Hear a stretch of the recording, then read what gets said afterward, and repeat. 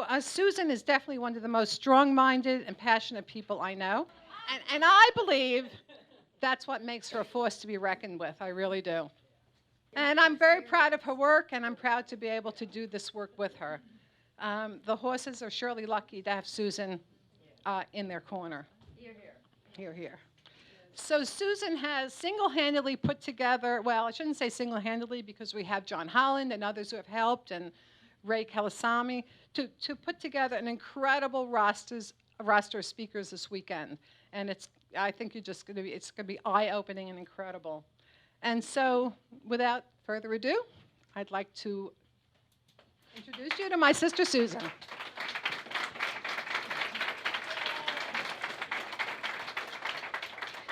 Thank you and welcome. What a group.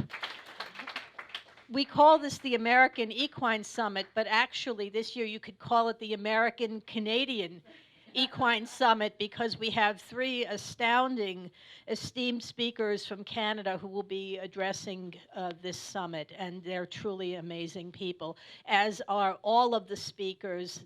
Each one has something incredible to offer, and I have to say that our audience is so diverse. I mean, yes, we have the people from Canada. We have people from, let's see, starting with the West Coast, California. We're going to have Russ Mead from Oregon. We've got people from Arizona, Colorado, Texas, Virginia.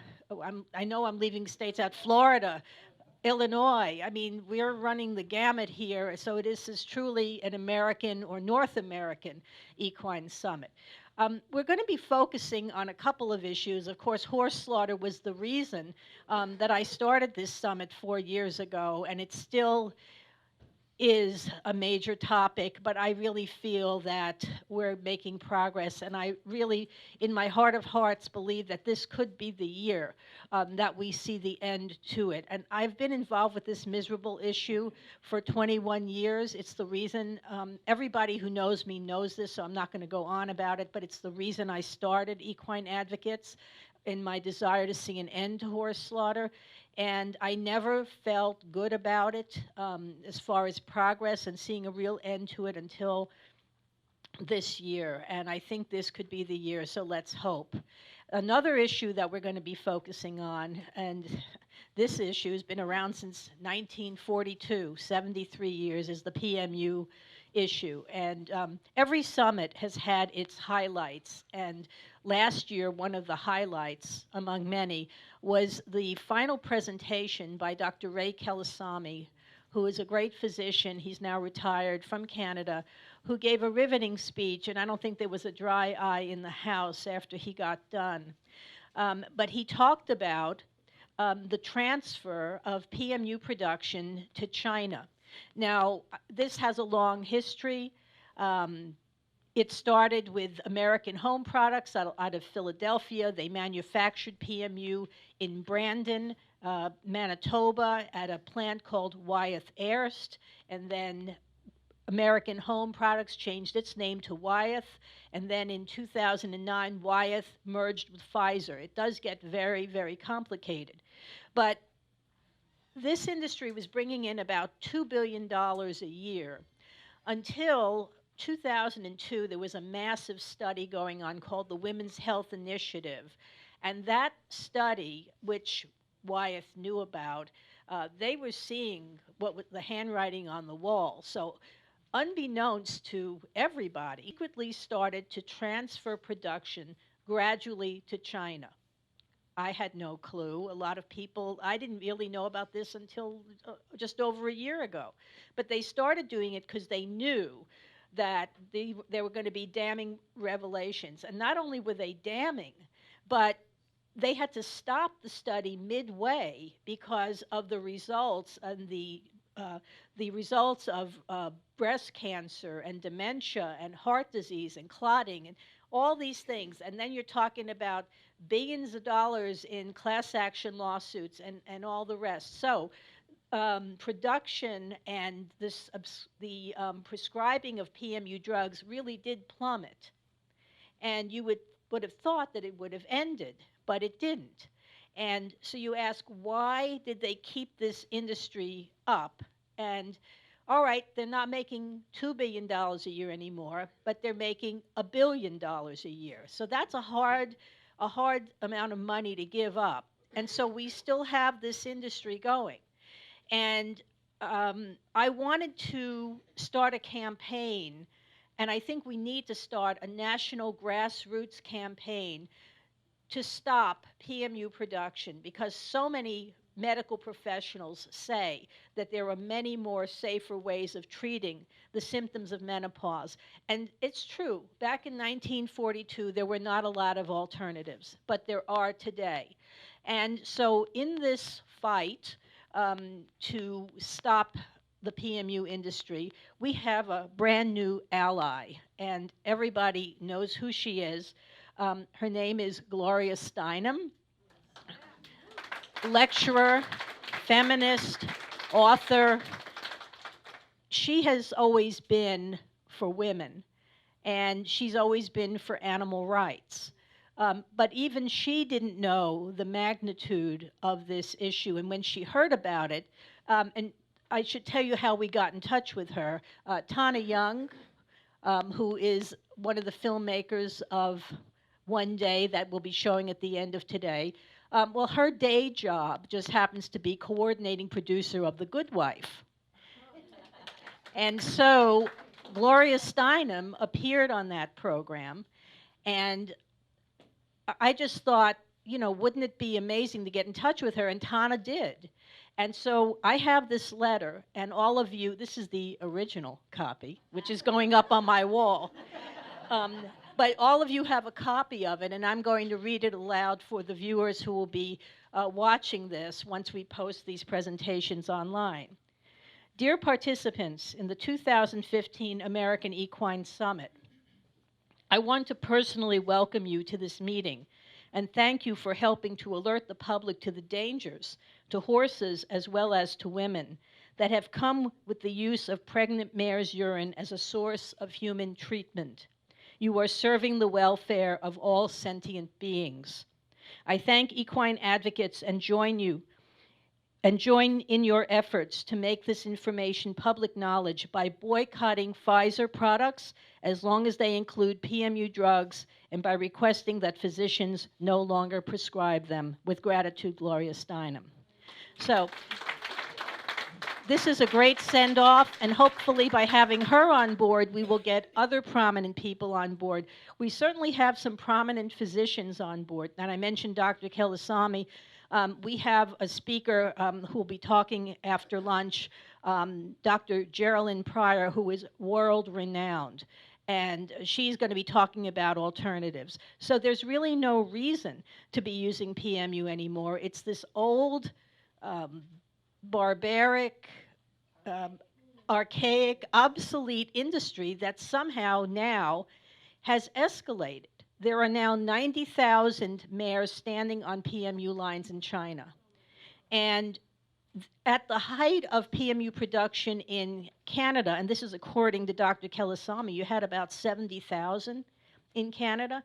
Now there's 90,000, and that number comes from a Bond TV news report that I have that you can all see on YouTube. And that was done in 2012. So we don't even know how many, if there are more by now. And the companies that are making it are Pfizer and a sister Chinese company. And they're producing all this PMU.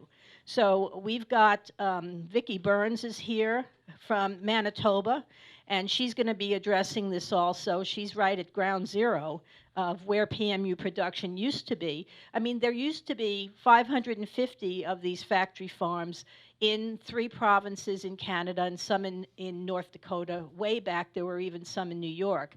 There are 22 left, and all these other mares standing online in China. And believe me, there is no way to check on them, no rescue, there's no way to see what's going on.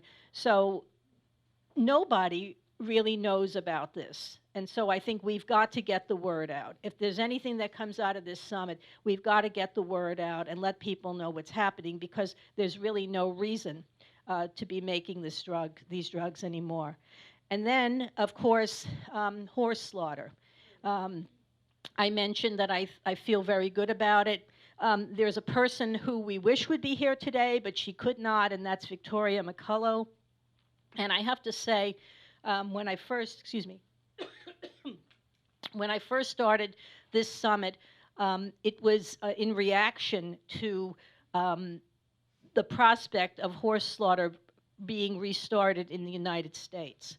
I was very sure, and a lot of people were very sure, at the International Equine Conference that was put on by the Equine Welfare Alliance in 2011 in Alexandria, Virginia. We had 2 U.S. congressmen say that this was coming back, that there was a damning GAO report, which we now know is fraudulent thanks to John Holland, and that there was a congressional conference committee made up of 4 people, and they were going to vote 3-1 to bring back these slaughterhouses. And I honestly believe that if not for Victoria, we would have slaughterhouses operating here.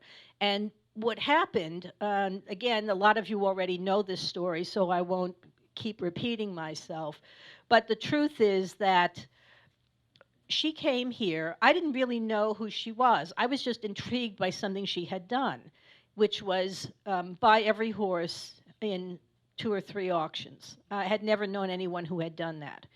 Because whenever you go to a horse auction, the one thing everyone wants to do is, I wish I could save every one. Well, she had done that. So I said, well, I have to meet this woman. And that was why I invited her. I really didn't know what her business was. I didn't know anything about her. And so she came and gave a lovely presentation, as did everybody. It was very small. And at the end of the second day, she got up and announced and said, I thought I was alone, but the answers are all in this room. And I'm going to hire a lobbyist, and I'm going to build a case. And she did. And it was a long journey for her, too, because she was politically savvy, but there was a lot that she learned along the way. And one of the things that she did was meet with the Vice President of the United States, Joe Biden. And he said to her, I'm in your corner. Give me a legality. And something that we now have that we didn't have before, Dr. Anne Marini and Dr. Nicholas Dodman published a report that was accepted in 2010, and you can see this online, you can see it on the EWA website, and the title is Association of Phenylbutazone Usage with Horses Bought for Slaughter, a Public Health Risk. Well, this was the ammunition, because now we didn't have opinions, we had fact, we had science, that horse meat was tainted, that it was not an acceptable food product. And, like everybody else, I wasn't really thinking along those lines. I was thinking, horse slaughter is cruel, it's un-American, it goes against our history, it goes against our culture. But I just want to read something that Victoria said. This is from an article that I wrote about her. We honored her last year, so I had interviewed her extensively. And this is what she said. I believe that science is what will win for horses on the hill, not cruelty. We are inundated and desensitized to it. Cruelty is running all over America, in our children, in our animals, in our education system. We are not accountable. But I learned that in order to win with the government, it had to be intellectual and scientific. I had to leave my emotions behind completely. I couldn't take them with me, but they live with me every day. And whenever I work on this issue now, I think of those words, because they couldn't be any truer. We have to appeal to what the government cares about. And what we learned is there are 3 things that they care about. They care about human health, they care about food safety, and they care about liability. And she also brought up the example of Chinese drywall. And there are so many other products that come in from China that are toxic. And they are being sued for billions of dollars. And she said the same applies to us. If a horse from here is slaughtered someplace else, it doesn't matter where, but someone gets sick or dies, we are not protected from liability. So the government is looking at that for the first time, and that's why I believe that through policy and through other means we are going to see the end of horse slaughter, because this is what our government now feels. This is what this administration is dedicated to, and they don't support horse slaughter. And we have the vice president and the president and the Secretary of Agriculture on our side. So we have to hope that sometime before the end of this year, we're going to see an end to horse slaughter. Moving on, when you talk about proof, and the brilliance of what Victoria did is she took all this information, she took that toxicology report, she took John Holland's studies. You know, he's an engineer, he's brilliant, but he's been doing these studies and these papers for years, and she took them and used them. You've got Paula Bacon here, who is the former mayor of Kaufman, Texas, who has the unique experience that no one else has of being mayor of a town that was brought to its knees by a slaughterhouse that operated there for 30 years. And she led the fight to close it, and it closed down in 2007. And Paula is our keynote speaker. There's nobody better to do it because her testimony is invaluable. So if you are serious about ending horse slaughter, you're going to use John Holland, you're going to use Paula Bacon, you're going to use that toxicology report, you're going to use all the information from some of these investigators who have to remain anonymous, but you all know who you are. We could not get to where we are today without your work. But then it took one person to put that all together. And the reason the vice president did what he did is because there was no decent legislation, so he just cut off the money. Okay, so we have defund. Now we have to close our borders. So that's what we're trying to do. That's what this summit is all about. As you all know, Victoria McCullough could not be here at this year's summit, but she was at the first three. But she did send me a wonderful email, and she addressed it to all of us, and I'd like to read it to you now. Yes, we have found a true administrative niche to land our banning of transport of equines to slaughter across national borders. We will end transport with policy. My very best to all who attend this most important summit. It is the meeting place of dedication and devotion, and congratulations to all of the distinguished speakers for their achievements. She feels, because we have the support of this administration against horse slaughter for the very reasons that we discussed, because it is a human health issue, it is a terrible risk to food safety, and it is a terrible liability issue, that we could very well end slaughter this year. So all fingers and hooves are crossed.